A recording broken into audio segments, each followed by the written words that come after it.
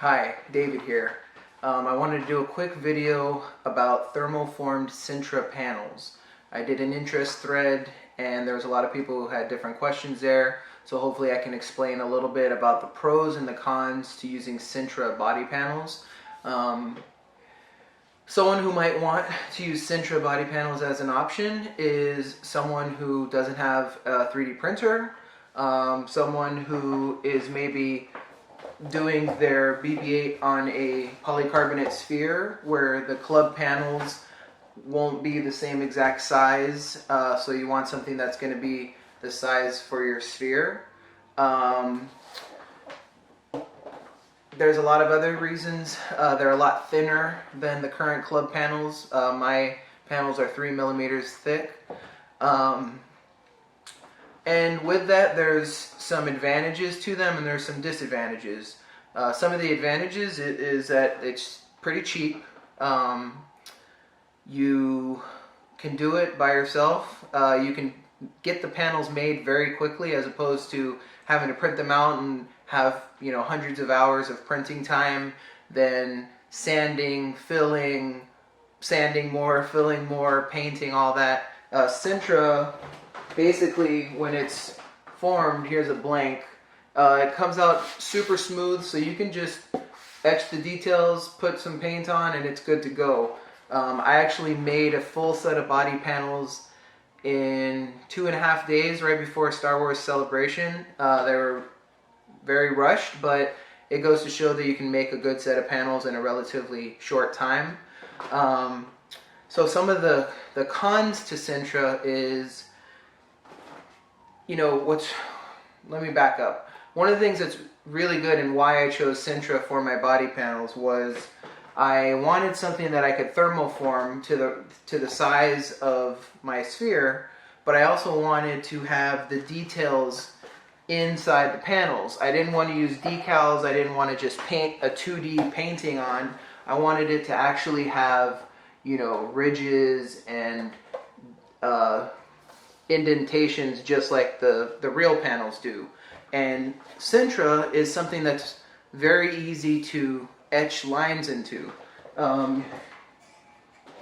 Everyone talks about, that they dread the etching process, but it's actually very easy. I'm going to do a separate video on how I etch the details into the panels, but to give a quick idea, it's basically using a compass and an etching pen. I don't think it's going to focus, but oh, there we go. An etching pen is basically a pen with a sharp point.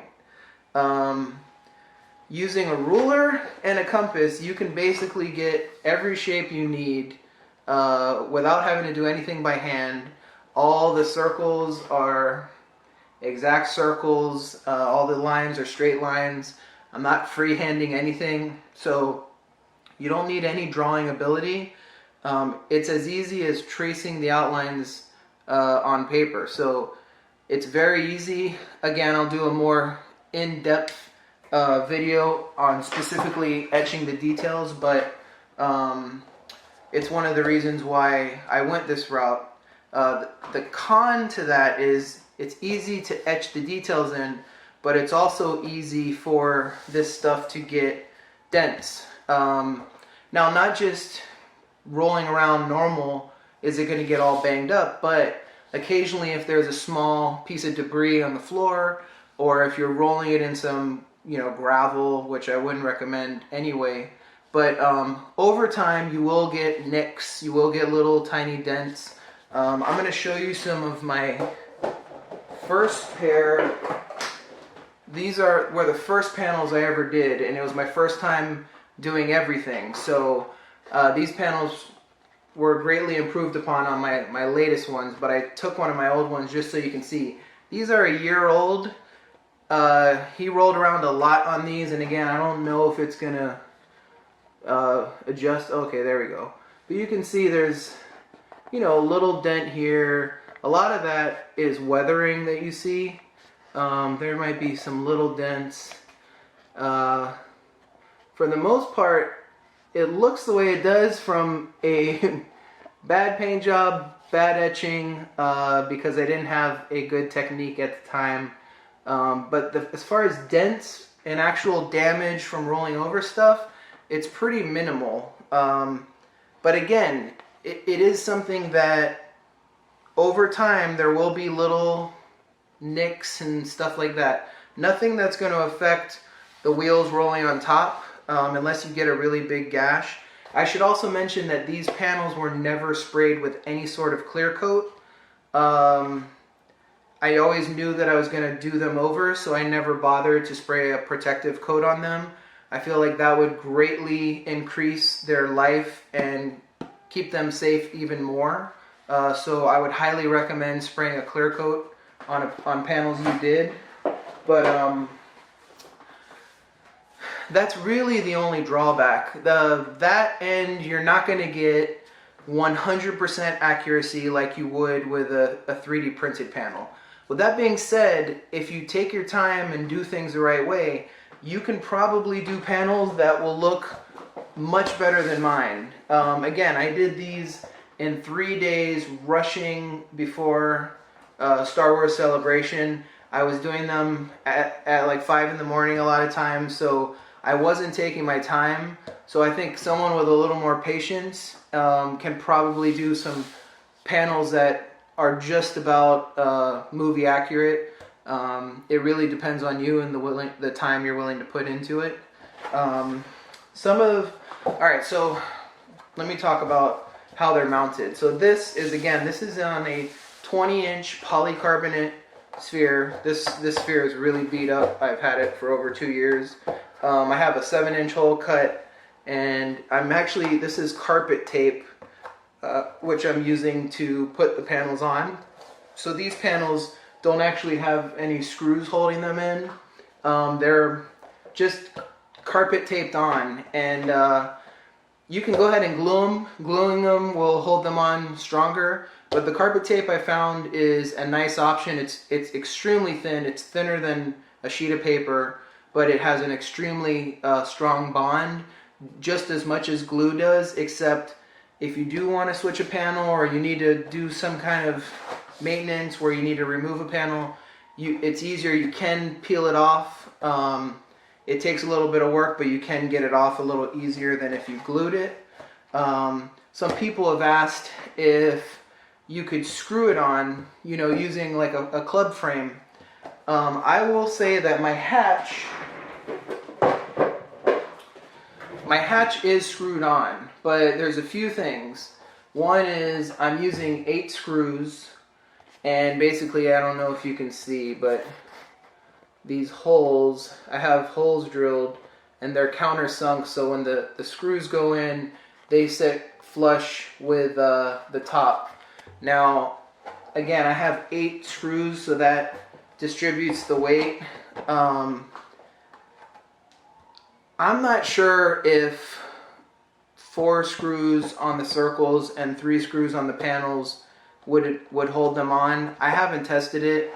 The countersunk holes would need to be reinforced with some sort of like plastic insert, because over time, bringing the screws in and out, it will start to break down the inside of that hole. So I think if you coated it with something, with maybe an epoxy, or put some sort of plastic insert to almost act as a washer, I think it would work. I think you could easily, screw them onto a sphere like this. Let's see.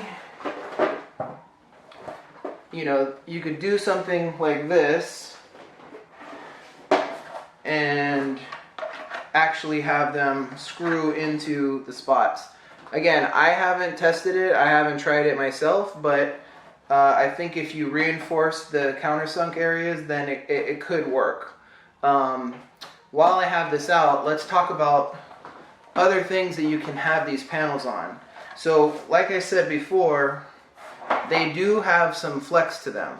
So you can see these bend, they hold their shape, but they need to have something pretty solid underneath them, especially once your drive system's in there. If you're rolling over something, you have, like my BB-8 is 38 pounds total. If he's going over and there's no support underneath, this will bend and flex. It can make pieces come out of place, things like that. So I think for a sphere like this, which has a lot of support in here, has these holes, there's not really a giant area that it's not touching, this would definitely work. There's not an area that would be large enough gap to make any damage.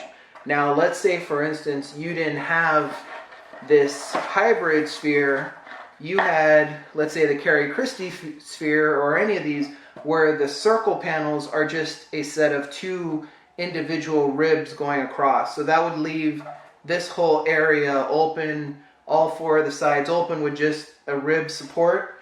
I'm not sure that that would be strong enough if once that circle's on, the area that's in between the rib, when it rolls over, it might flex. Again, I've never tested it.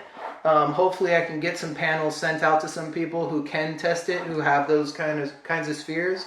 But I wouldn't recommend using it on any inner sphere that doesn't have support along the whole surface. With that being said, it would be very easy to design a modified rib for a Carrie Christie sphere or the T&M sphere, axle sphere, where the ribs went across but then maybe had an extra cross brace going along here that would add some extra bracketing. So that's something that definitely can be designed, but the more of a solid structure you have under your thermoform panels, the better it is. Now, this is one of the blanks. This one is still blank because I don't know if you can see, but it's not a perfect circle. I kind of messed up cutting, so I ended up not using it. But this is basically what you would get with the eventual club run. What I would do is I would thermoform 2 sheets of Sintra. I get them wholesale 4-foot by 8-foot sheets. Those get cut into 2-foot by 2-foot sections. So basically each panel or each sheet that I buy can do 8 panels. Obviously you need 14 panels for BB-8. So 2 sheets of foam PVC, you would get 16 panels, and you would get shipped all 16. The reason being, it would be 2 sheets anyway, and it would give you 2 to either test on, or if you make a mistake, something that's really bad, you have 2 extra that you can kind of use as backup. Or you can have them down the road if there's a lot of wear and tear on one, or if something has an accident, you can have an extra sheet to switch out. So basically what happened is these get thermoformed, which I'll link down to the bottom. You can see the video of how they're thermoformed. They get thermoformed from a larger 2-foot sheet. And then what I would do is I would cut basically a 13-inch circle out. This is about 12 inches. This is almost the actual circle size, but you would get a larger circle that's cut out, and you would get 16 of those. From there, it would be your job to actually cut them to size and cut them into triangles. So from that larger sheet, you can make your triangles and you can make your circles. Again, it's very easy. Using just a compass and an X-Acto blade inside the compass, you stick it in, you make a circle, and it's very easy to do. I've made 2 sets of body panels for mine, and I've learned a ton of tips and tricks. And again, I'm going to do a separate video on tips for cutting the pieces out, etching the details in, all of that stuff. This is kind of more of an overview on what you get. I want people to use this as an option if it's something that works for them, but it's not the option to end all options. I would highly suggest 3D printing panels if you can, but if you're looking for a very lightweight, very thin, very easy to do, very fast to finish method, then this might be the route for you. But you need to know what you're getting, and that's you're getting a panel that will be easy to etch the details into, but it is something that can get dented and beat up if there's sharp things on the ground. So you need to know that going in. Again, spraying a protective coat would help that a lot. But that's about it. I think I kind of covered everything. I'm sure I forgot a bunch of stuff. So if you have any other questions, let me know. Comment in the thread, and I will go ahead and try and answer them or make another video if possible. But basically, you can go from this to something like this.